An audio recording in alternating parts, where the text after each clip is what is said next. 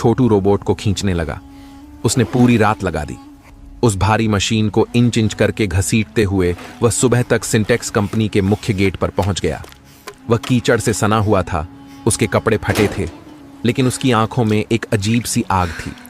सुबह के 8 बज रहे थे। कंपनी के गार्ड्स ने देखा कि एक गंदा सा भिखारी बच्चा उनके करोड़ों के अब कचरा बन चुके रोबोट को गेट पर खड़ा करके हाँफ रहा है। गार्ड्स उसे भगाने के लिए डंडे लेकर दौड़े।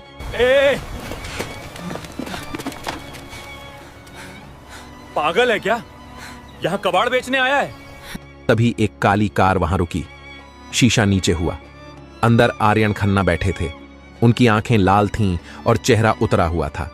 छोटू ने गार्ड्स को धक्का दिया और चिल्लाया, साहब, ये कबाड़ नहीं है, ये जिंदा है।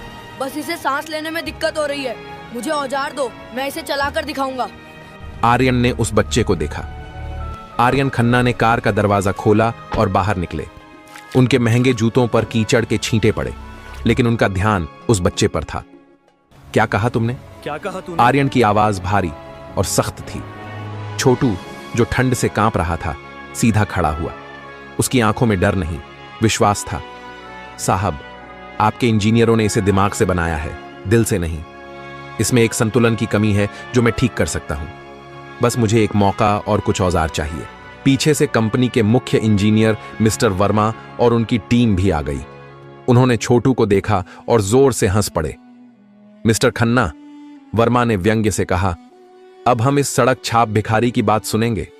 हमने MIT और IIT से डिग्रियां ली हैं, सालों रिसर्च की है। जो मशीन हम ठीक नहीं कर पाए, वो यह अनपढ़ कचरा बीनने वाला ठीक करेगा? यह मजाक है। दूसरे इंजीनियर ने भी ताना मारा, अरे, इसे लगता होगा कि यह कोई पुराना रेडियो है जिसे ठोक पीट कर चला देगा। सिक्योरिटी, इसे बाहर फेंको।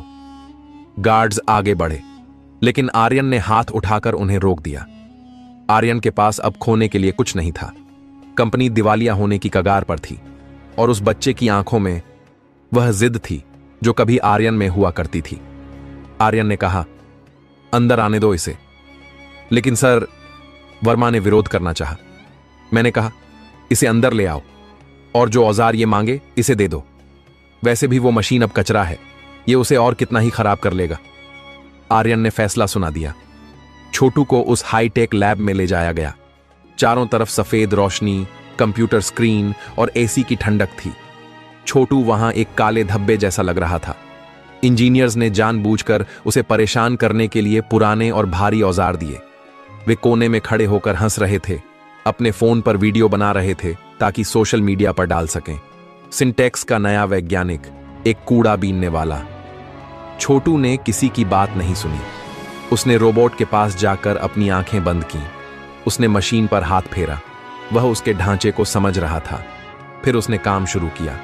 उसने सबसे पहले वो हिस्से खोले जिन्हें इंजीनियर्स ने परफेक्ट मानकर सील कर दिया था।